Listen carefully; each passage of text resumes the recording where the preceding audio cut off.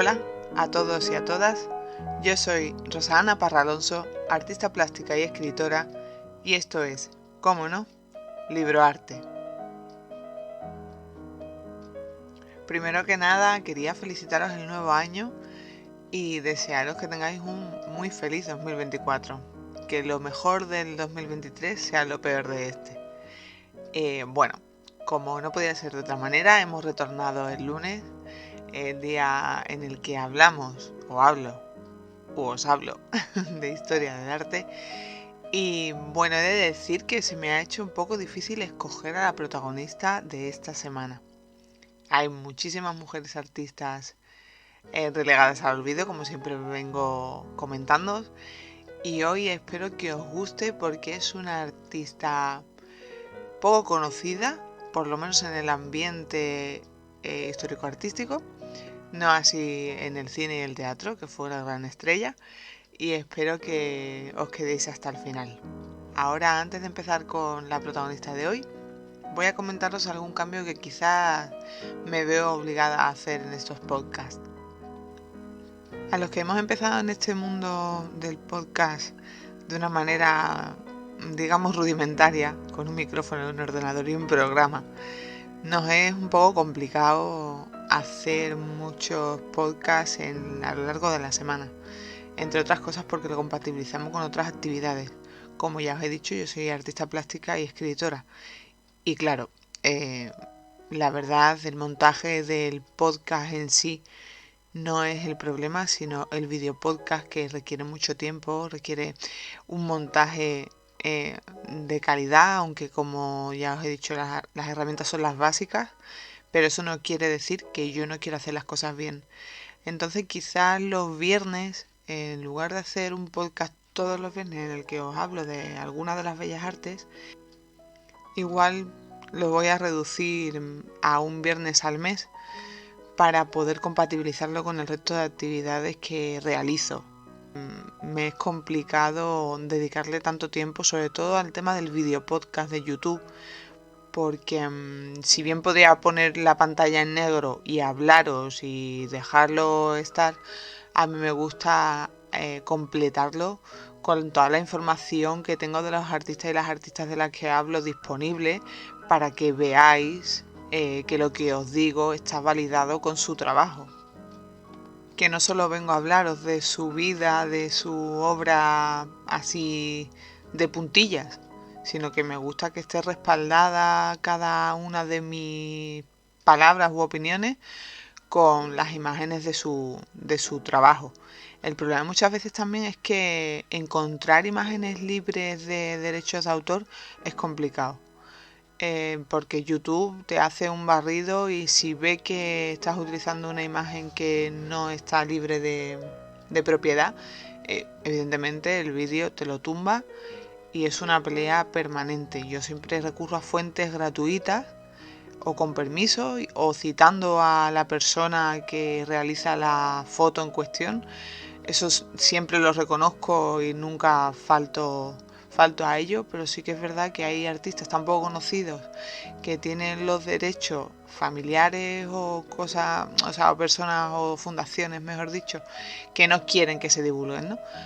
Y se hace cuesta arriba, entre otras cosas, porque también tengo una familia y le dedico el tiempo también, ¿no?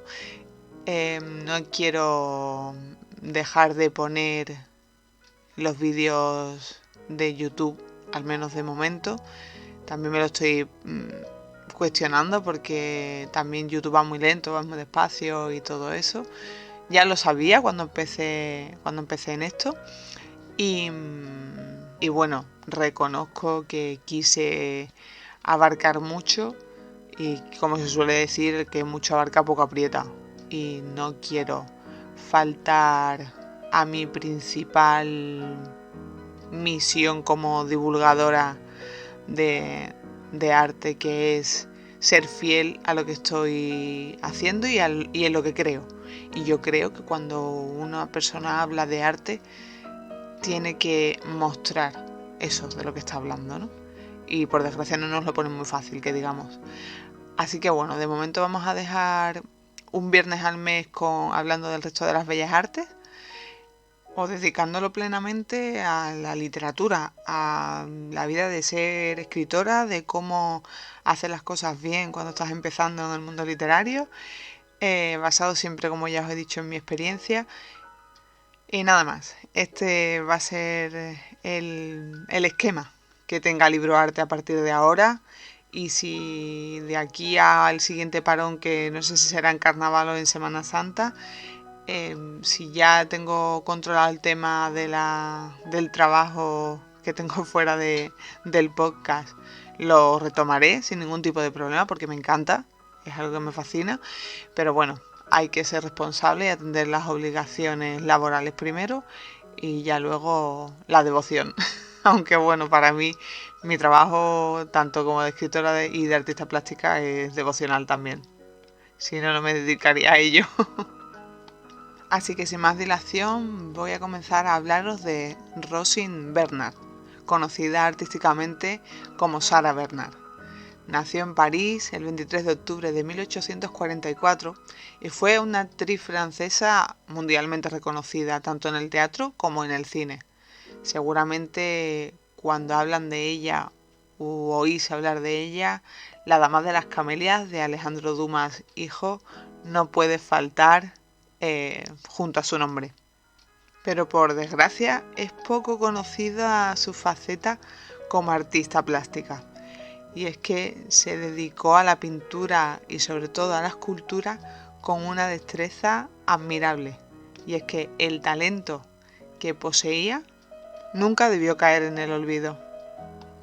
Sarah pasó los primeros años de su vida en la Bretaña, al cuidado de una ama de crías. Su madre era una cortesana que vivía en París.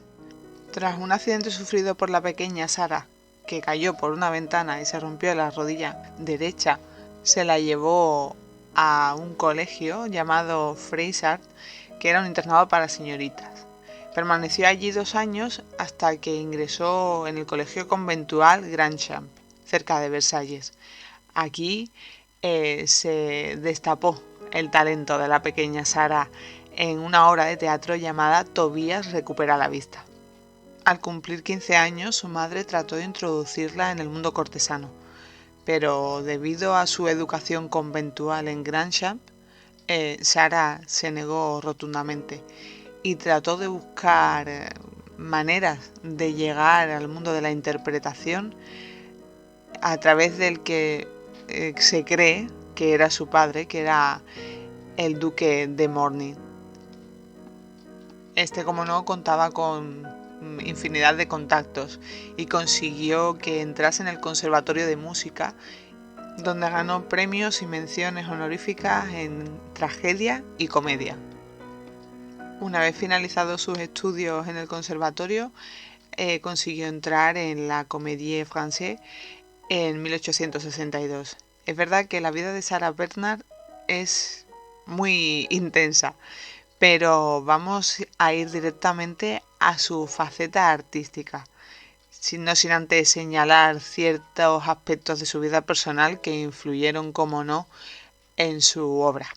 Una de las vivencias que pudo marcar un antes y un después en la vida de Sarah Bernard fue que se enamoró de Charles Joseph Lamoral, un príncipe con el que inició una relación muy apasionada, casi de película, pero todo se devoronó cuando Sarah quedó embarazada y él la abandonó.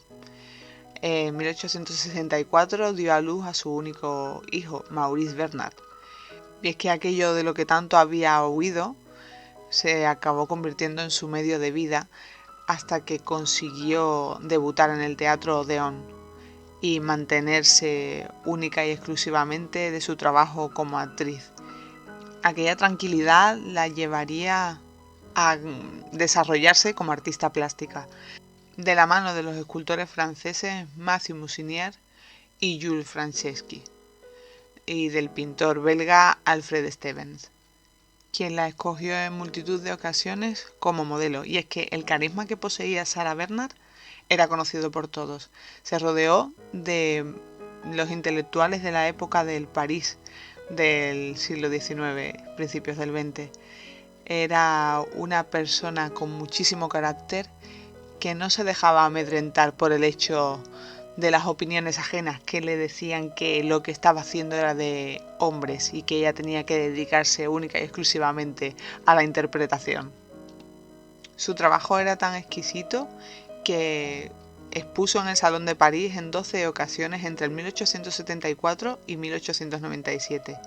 En 1876 recibió una mención de honor y en el 79 presentó un busto de la pintora Luisa Bema, que fue su amiga íntima y se dice que amante durante muchos años. Ambas participaron en la Exposición Universal de París en el 1900. Si bien debo resaltar la capacidad pictórica de Sarah Bernhardt, me quiero centrar especialmente en su faceta como escultora. Y es que no solo se atrevió a esculpir en mármol, sino que también trabajó con el bronce y hizo un autorretrato suyo como si fuese un personaje fantástico con alas de murciélago que resulta ser un tintero. La obra se titula La Esfinge y está basada en una obra de teatro que interpretó la propia Sarah. Esta escultura, como ya he dicho, hecha en bronce, data del 1880 y si bien es sorprendente, si tengo que quedarme con una obra de esta artista, sin duda es la llamada Después de la tormenta y vamos a analizarla con bastante más detalle. Gracias a este grupo escultórico, el Salón de París le dio la medalla de plata en 1876. Y la verdad es que cuando ves por primera vez la obra, piensas en un artista del Renacimiento o, por ejemplo, Carl Pux, que fue quien esculpió el Conde Ugolino y del que ya hemos hablado. Y no es que sea casualidad que hablemos de los escultores masculinos, sino que se nos ha educado de una forma en la que parece que solo ellos han sido capaces de hacer grandes obras. Por supuesto, ha sido así. No podemos quitarle el mérito a quien lo tiene, pero ya va siendo hora de que se le dé lugar a las artistas femeninas y el reconocimiento a su trabajo, que es tan exquisito como el de cualquier otro escultor. Después de la tormenta, representa a una campesina bretona. Si os acordáis, Sarah Bernhardt estuvo viviendo en Bretaña los primeros años de su vida y parece que aquello influyó profundamente en su trabajo artístico. Esta campesina tiene en su regazo lo que parece el cuerpo inerte de su nieto, que está enredado en las redes de un pescador y como consecuencia de ese atrapamiento lo rescata aparentemente muerto. Pero si nos fijamos en los detalles, la mano del niño sujeta el ropaje de su abuela. Y es que al parecer Sarah Bernhardt conocía la historia de buena mano. Y es que en una de sus visitas a Bretaña veía siempre a la misma señora en la orilla del mar y ésta le contó que su nieto falleció enredados en las redes de un pescador.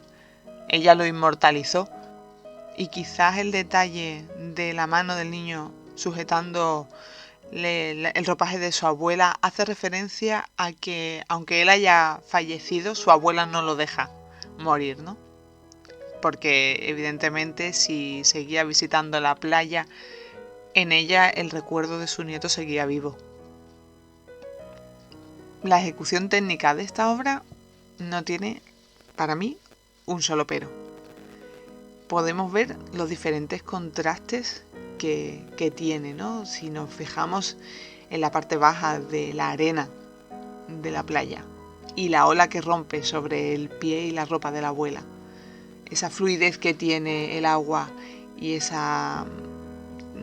aspecto de la arena contrastan maravillosamente, pero si miramos la delicadeza de la postura del niño, la delicadeza con la que sujeta el ropaje de la abuela, la suavidad que aparentemente tiene su piel en contraposición a la de su abuela, que es una piel ya curtida, una piel de una persona mayor.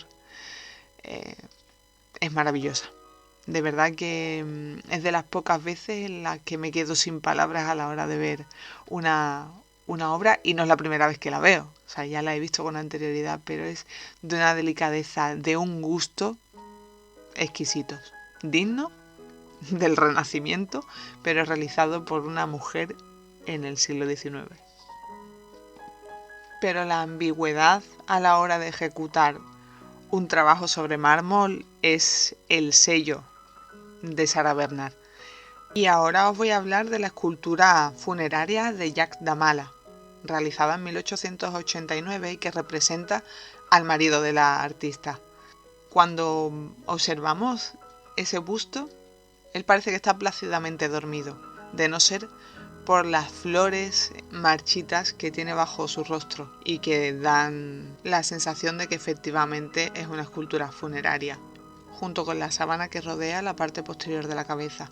El rostro de Jacques Damala muestra a una persona que parece al fin descansar, y es que su muerte, al parecer, era consecuencia de sus diferentes adicciones y de su consumo exagerado de sustancias estupefacientes.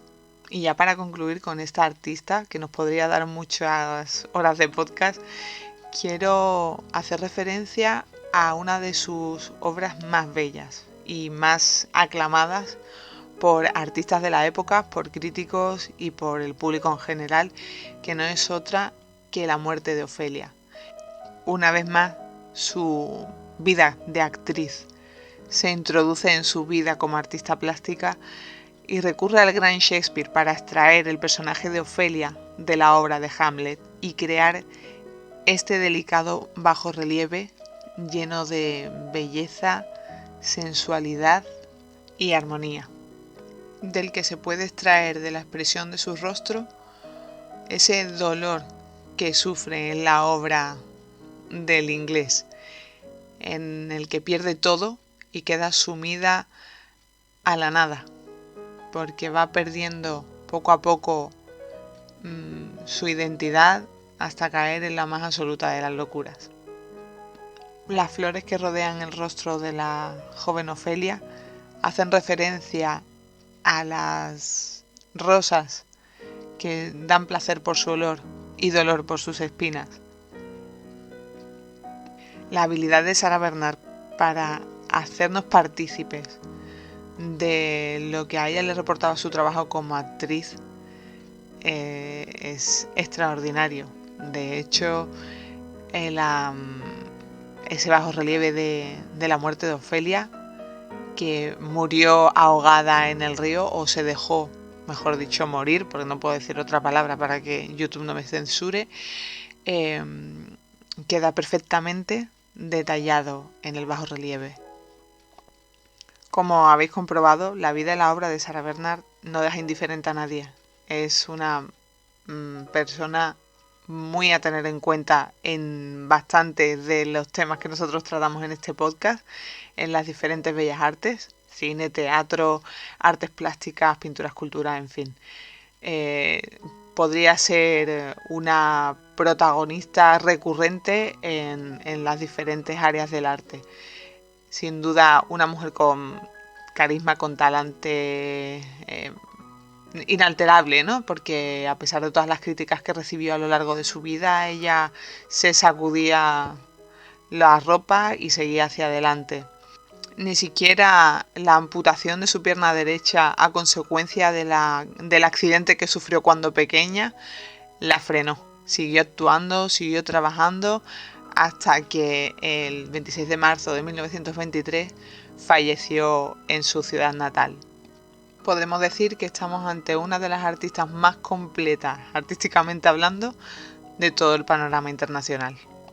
Bueno, hasta aquí el podcast de hoy. Ya os avisaré el lunes previo al viernes que vaya a publicar el siguiente hablando de las diferentes bellas artes.